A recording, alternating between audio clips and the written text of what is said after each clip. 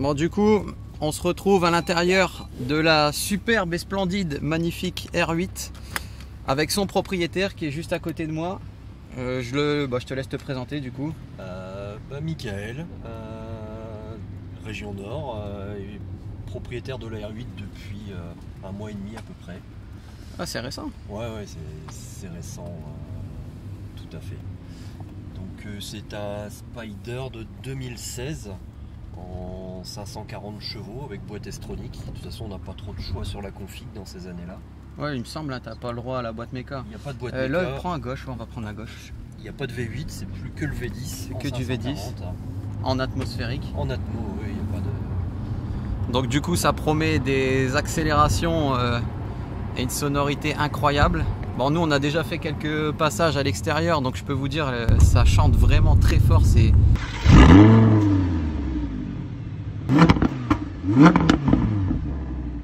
un bolide, hein, de toute façon, vous avez vu l'extérieur, c'est magnifique.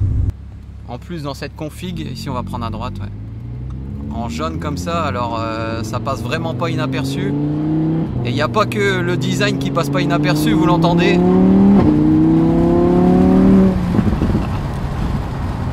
Tu dois bien t'amuser. Ça fait du bruit, ouais. Tout est d'origine sur cette voiture. Mais là, du coup, 2016, t'as déjà du FAP ou pas dessus? C'est une super bonne question. Ouais. Je suppose qu'elle est FAPée. Ouais, parce que mais malgré ça, tu entends comment ça chante, c'est un truc de dingue. Un peu décatalysé, ouais, tout à fait. Et là, t'es en quoi? T'es en échappement ouvert? Là, c'est échappement ouvert, hein. Sinon... Ouais, bah après on mettra en fermé pour voir, mais on va commencer tout de suite dans le vif du sujet, se faire un peu plaisir. Alors là, je fais juste attention parce que sur cette route-là, en général, il y a les flics qui se mettent sur la gauche, là, donc on va faire attention. On va respecter toutes les limitations de vitesse.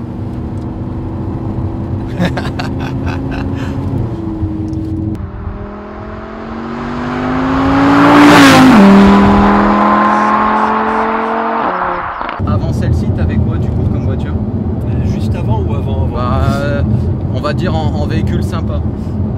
Une 997. Ok. Voiture sympa, avec des mauvaises années aussi parce qu'il y avait les problèmes d'IMS, de moteur, ouais. De moteur en chocolat, là, de problème de revêtement de moteur. Chez Porsche, t'as eu d'autres modèles? J'ai eu une 928 GT. Ok. Et donc du coup là, en un mois et demi, t'as roulé combien de kilomètres? Ouais, j'ai fait 700 bornes avec. Oh, donc t'es encore dans la découverte. Ouais, ça commence... Ouais, je commence à connaître un peu. Le plus chiant, c'est peut-être les menus sur le tableau de bord, parce qu'il n'y a pas de console centrale. Ouais, c'est vrai. De toute façon, vous allez le voir avec la GoPro qui est juste ici. On n'a absolument rien. Tout est orienté conducteur. Toi, tu regrettes ça? Non, pas du tout. Pour le design, ouais. C'est vraiment pas terrible. Mais bon, c'est à la mode, hein. Maintenant, on met des écrans. Disons que là, pour rentrer dans les menus, pour afficher ce que tu veux, tu peux avoir le couple, la puissance, enfin, plein de choses. Ouais. Mais c'est inaccessible quand tu roules. Hein. C'est un peu chiant à montrer.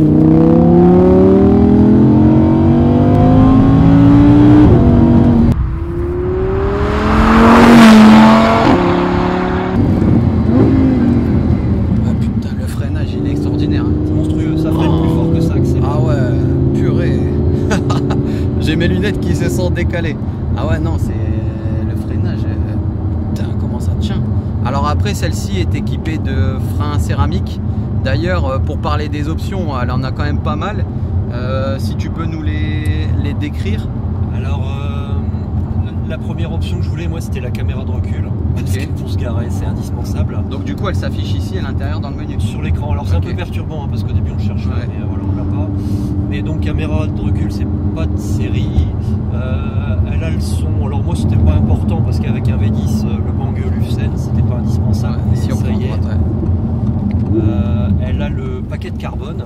Ok. Donc intérieur-extérieur. Donc intérieur, il y a plein de carbone partout. Ouais, même le tour du tableau de bord. Je vais filmer un petit peu. Mais regardez, vous avez du carbone ici. Là, sur le contour, la console centrale est également en carbone. Et puis de toute façon, à l'extérieur, elle a tout autant de carbone. On en a sur la B-moteur. Les slides sur les côtés sont en carbone. Enfin, de toute façon, elle est bardée de carbone. Elle est pleine de carbone. Allez, il lui manque juste le petit béquet noir qui n'a pas été rajouté. Mais les rétro-carbone, les sorties d'échappement noir, la jupe arrière carbone avant. avant, arrière, enfin il y a tout. Pour moi, c'est un magnifique choix que tu as fait là parce que la config elle est extraordinaire et le V10 en Spider, tu peux pas mieux profiter que sur un cabriolet avec le V10. Alors nous on a discuté un petit peu avant d'allumer les caméras, tu me disais que c'était quand même une voiture qui n'était pas si safe que ça. Alors bien évidemment on n'est pas sur une propulsion complètement débile, ça reste quand même maîtrisé mais pas autant que ce qu'on pourrait penser. Comme n'importe quelle voiture où il y a beaucoup de chevaux en fait, faut toujours être...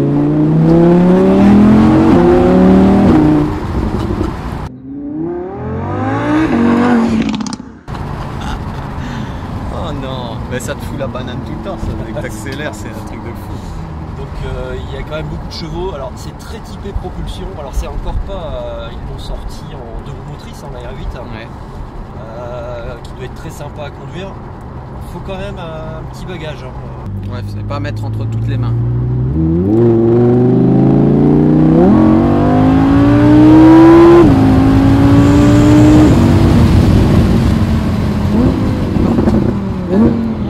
Ah non, moi ce qui me choque le plus, c'est même pas l'axel, c'est le freinage. Et alors, je sais pas si c'est mon ressenti, mais elle grippe bien là, sur le freinage, ou j'ai un peu la sensation que sur la fin, Ah, les pneus ils sont forts. ouais, c'est pour ça. Tu le sens aussi? Oui, non, mais c'est une voiture qui a le train avant assez léger quand même. Mais, bon, là, tu le sens, l'arrière, t'as l'impression, ouais, je sais pas, ça...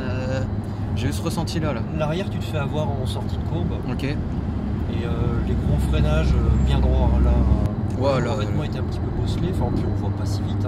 Non, mais tu le sens. Mais après, c'est dingue, le freinage, ça mord, un truc de fou. Ça te fait pas peur, céramique, à l'entretien? Faut pas les casser. Les plaquettes sont pas données. Ouais. Les disques sont plutôt en bon état. D'ailleurs, en parlant de ça, au niveau de l'entretien, ça donne quoi sur la voiture? T'en as déjà fait un? Quand on l'a importée, elle est passée dans les mains de mon garagiste, qui a une connaissance depuis longtemps.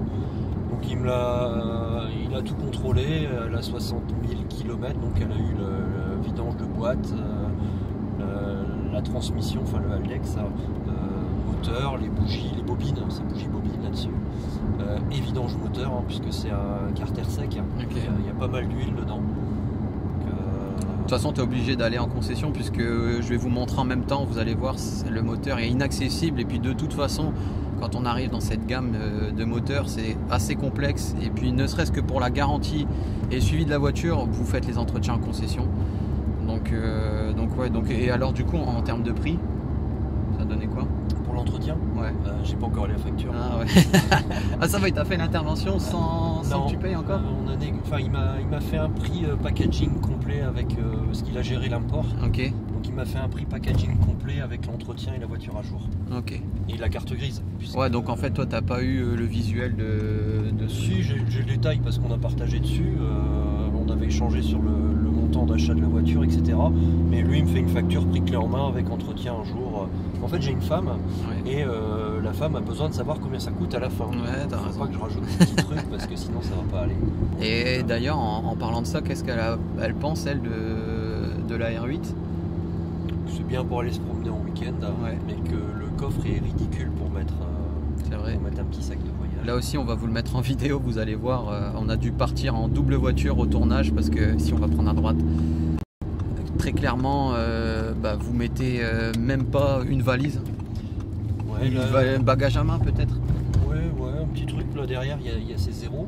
Non mais la 997 que j'avais avant, c'était un break de chasse en fait à côté. Ouais, parce que c'est un 2+2. Ouais.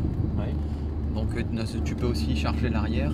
C'est ça qui est pratique. Tu rebattais les dossiers. Là c'est complètement différent. De toute façon l'esprit est totalement différent. On est sur un Spider. Il n'y a que 2 places, vous le voyez. Mais dedans on s'y sent bien quand même. Alors la position de conduite, on n'en a pas parlé, mais moi je ressens que c'est assez bas. Toi je pense que c'est pareil. Oui, tout à fait. Très bas. On a le moteur qui est en position centrale arrière. D'ailleurs la R8 ça a été la première voiture de chez Audi qui a été déclinée de cette manière. On a une coque qui est intégralement en carbone, tu me disais tout à l'heure, ouais. Contrairement aux précédentes générations qui elles étaient en acier, si je dis pas de bêtises. Aluminium. Alu, pardon. Donc ouais, ils ont fait de la progression. On est sur une boîte S-Tronic à 7 rapports qui peut s'auto-gérer ou alors en manuel comme c'est le cas actuellement. Et puis bah écoutez, on va essayer de trouver des belles routes pour vous faire partager un petit peu le plaisir qu'on peut ressentir à l'intérieur de cette voiture. Bon, du coup on vient de perdre une caméra, on sera plus qu'en double caméra, donc celle-ci est derrière.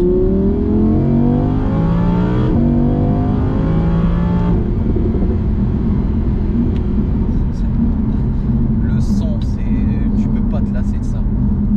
Qu'est-ce que t'en penses, on décapote? Ouais, on peut. Allez. Quand même sur le côté. On peut décapoter en roulant, mais je préfère m'arrêter. Ouais, puis attention, je vais retirer la GoPro. Allez. On vous met la cinématique de l'extérieur.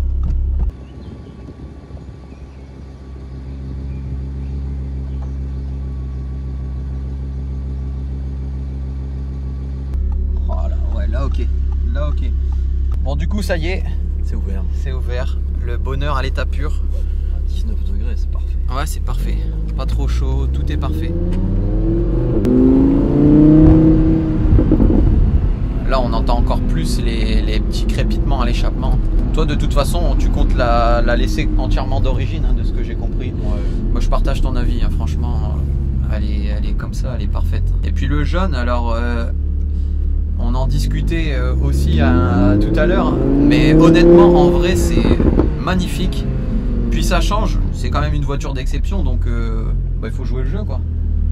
Du coup, tu as sorti le polo aussi hein, à la voiture. Ouais, c'est pas fait que ça. Pas fait ça.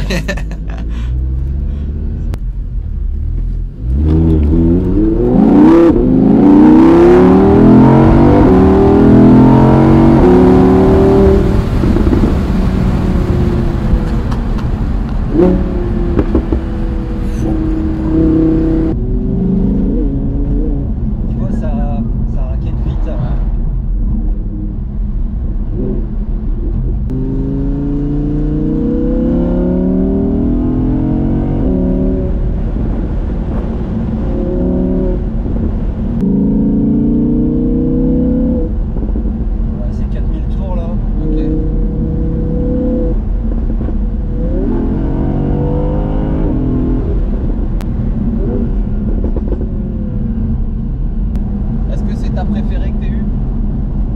C'est pas mal. Ouais. Faut pas être difficile. Tu valides ton achat alors? Ouais, tout à fait. Moi je le valide aussi. Franchement, bravo, félicitations parce que c'est vraiment une machine à émotion. Et pour tout passionné de voiture, de toute façon, la R8 c'est mythique. C'est le moment pour moi de passer au volant. Je refixe la GoPro et on se récupère à l'intérieur. Ah, ils aiment bien les insectes jaunes. Oh.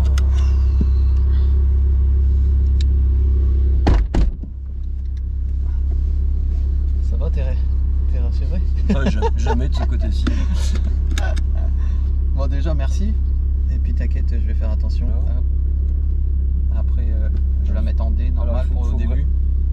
Ouais, là elle est en D, hein. Ouais, on est d'accord. En fait, le mode S, il est presque vicieux.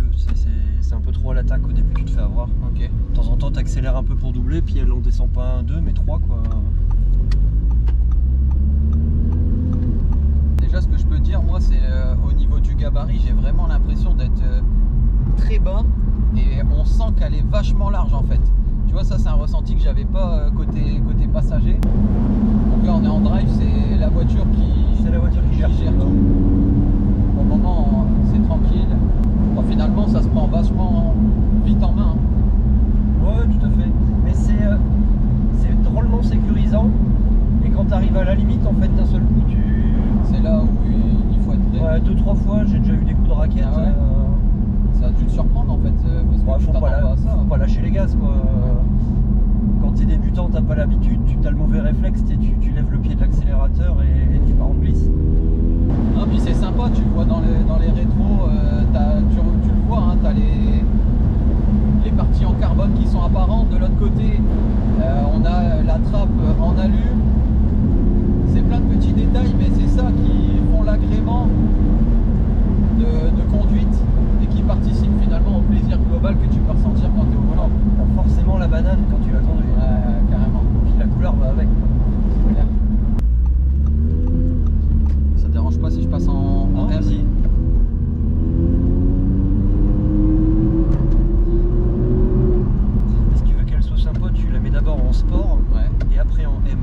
d'accord.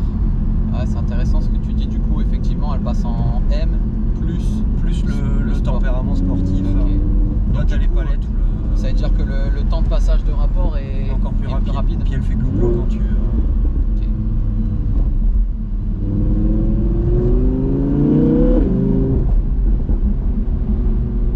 Oh, ouais. Par contre, c'est expéditif, hein, le passage de rapport. Wow. La boîte S-Tronic, elle est réussie. Hein. Elle est efficace. De toute façon, Audi sont réputés pour ça. Hein. Ils font des super boîtes. Et tellement ça chante, moi je mets direct un coup de palette plus. Oh là là, le son. Oh non, c'est la folie. Oh non.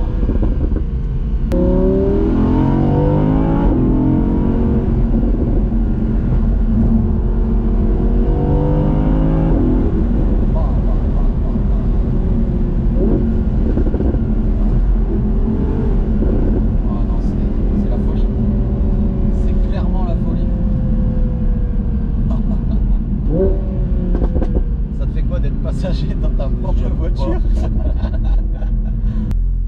À gauche.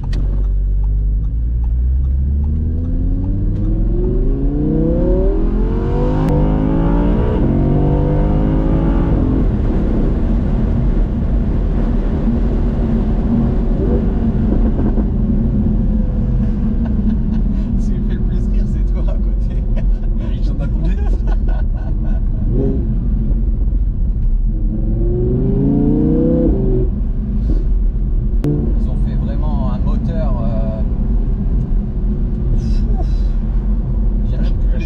J'ai plus les mots, c'est du plaisir mais en continu quoi. Continu. Franchement c'est du bonheur. Du bonheur. Je sais pas si ça filme. C'est pas grave, il y aura au moins celle-ci. Magnifique. Il faudrait être difficile. Hein. Il faudrait être difficile. Franchement. On n'en a pas parlé mais je pense que ça va intéresser certains. En termes de budget, là elle est de 2016. Elle a 100, elle a 60 000, hein, c'est ça. Au niveau prix, ça te dérange pas de fourchette, hein, de pas obligé d'être précis. C'est un import. Hein. Ouais. En France, des configs équivalentes, elles sont à 130, 140. J'attends que tu aies fini d'accélérer. À l'étranger, on trouve entre 105 et 115. Okay. Suivant toutes les options qu'il y a dessus. Il y a une belle différence quand même. Et la vraie grosse différence, c'est que... Je te laisse accélérer. Ah, t'inquiète. C'est que tu trouves les options que tu veux à l'étranger en Allemagne. Hein. Alors il y a la mode de l'import suédois en ce moment. Bah justement, alors tu fais bien d'en parler. Oh merde, sous les ponts c'est trop. Et c'est vrai que moi j'ai importé pas mal de voitures là ces derniers temps de Suède. Alors il faut faire attention parce que la conversion il faut prendre en compte le taux de change, c'est pas l'euro. C'est de la couronne. C'est de la couronne suédoise, donc il faut le prendre en considération lors d'achat. Mais c'est vrai que le marché est pas mal là-bas. Ouais, il y a aussi pas mal de saucissons en Suède. Après, j'ai envie de bon, dire. Il y en a partout, partout. Mais il semblerait que ça soit assez la roulette russe en ce moment. Enfin, elle n'est pas russe, elle est suédoise, là, mais...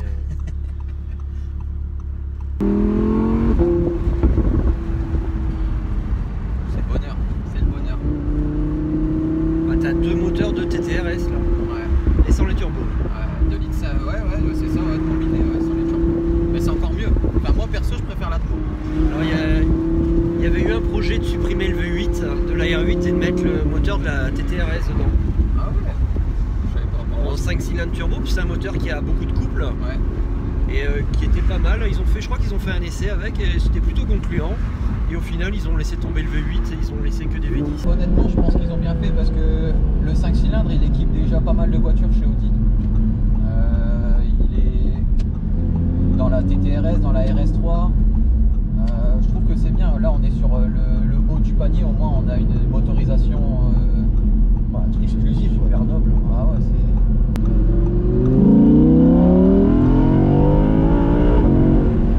c'est un bruit de Formule 1. C'est une Formule 1 la voiture. Oh là là là là là. Et en termes de conso,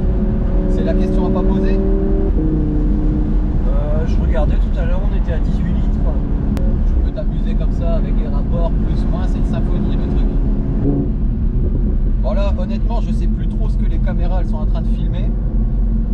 Mais on va essayer de faire un beau mix pour vous au montage.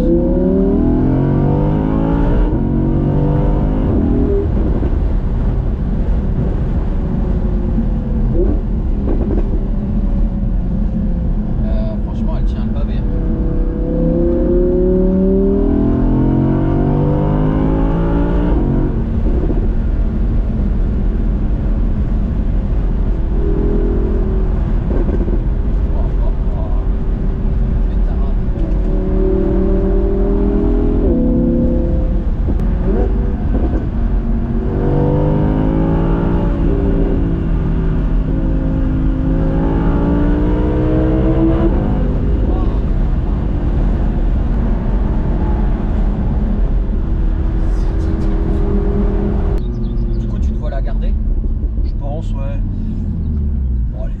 Peut-être changer d'avis, c'est de trouver une 610 ou une 620 chevaux à prix décent. Ouais.